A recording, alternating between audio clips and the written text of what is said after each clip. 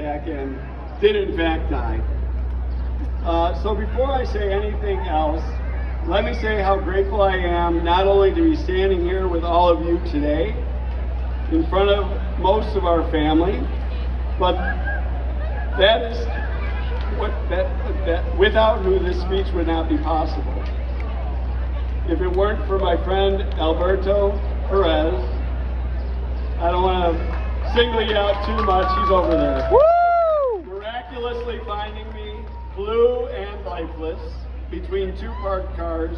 Can't even imagine what was going through his mind.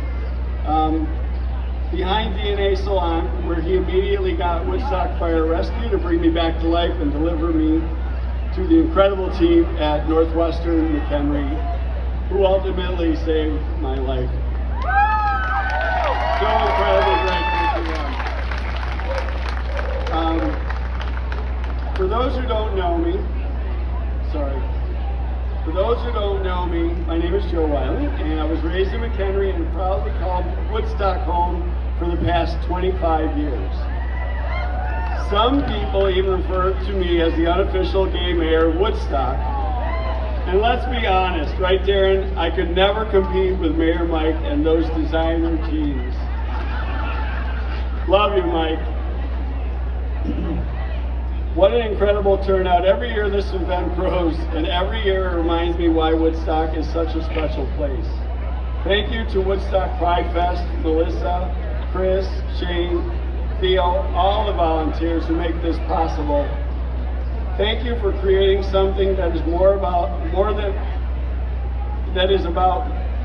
than a parade. It's about belonging, visibility, and our community. In fact, one of my favorite quotes came from my dear friend Tracy Mueller, who once said, "Chicago pride is the party, Woodstock pride is the community." And isn't that the truth? Woo! Last year, many of you learned something that I hadn't shared publicly before. 35 years ago, I was diagnosed as HIV positive. At that time, many of us weren't planning for retirement, we were planning for funerals. And when Melissa asked if I would be willing to speak openly about living with HIV, I didn't hesitate, and she even arranged a portion of the AIDS quilt to be at Unity Spiritual Center of Woodstock, my church, where I spoke. Because silence never saved us, visibility did, community did, love did, and activism did. Woo! Some of you old enough to remember back in the day, a group called ACT UP. ACT UP wasn't just a slogan, it was survival. When people wouldn't listen, we spoke louder. When people looked away, we stood up.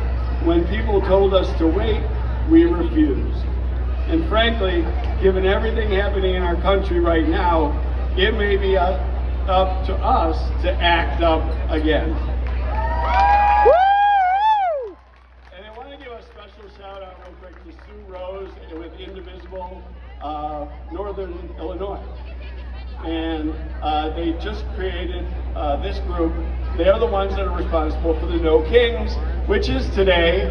They chose to peacefully participate with us by walking in the parade and giving us support. Let's cheer it on for Indivisible. Woo! After the election, my now husband Ken and I had a conversation that too many LGBTQ couples have had throughout history. What happens if our rights disappear? What happens if our marriage equality is no longer guaranteed? So we decided not to wait, and I even gave up my lifelong dream of being a June bride, just like in Funny Girl. Instead, we got married on January 18th, 1925, surrounded by friends, family, and a community that reminded us, 2020, okay. Yeah, it's our 30th anniversary. Woo! So that reminded us exactly why Pride matters. Because The right to marry the person you love should never be up for debate.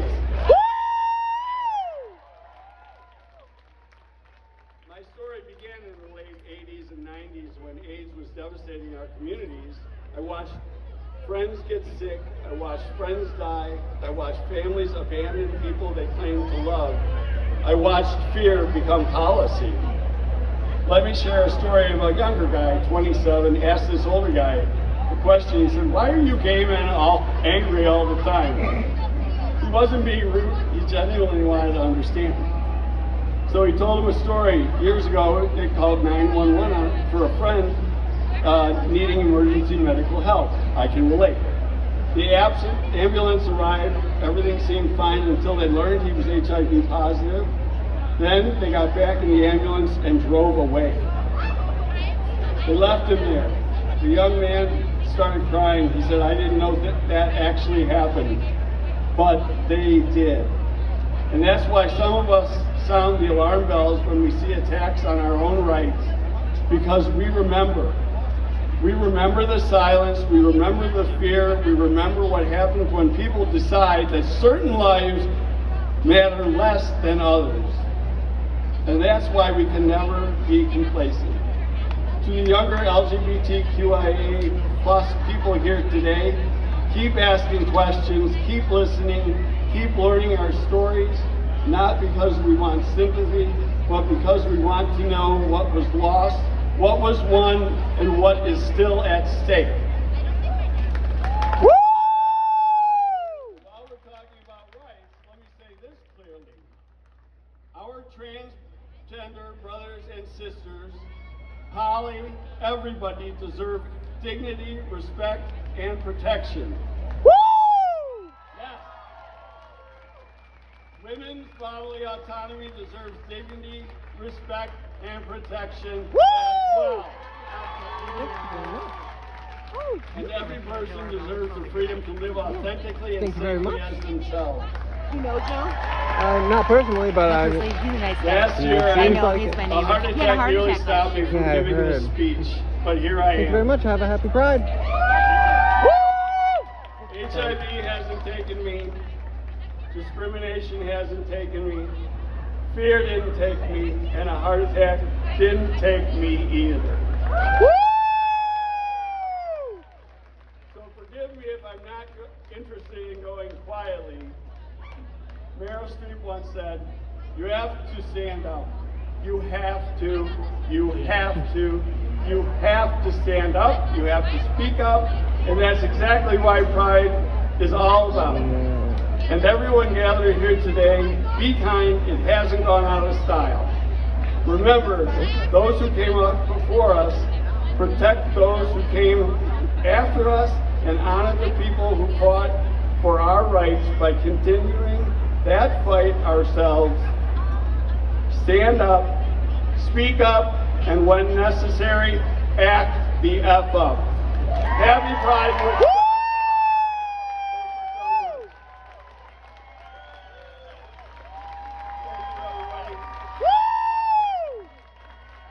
Thank you, Emmett.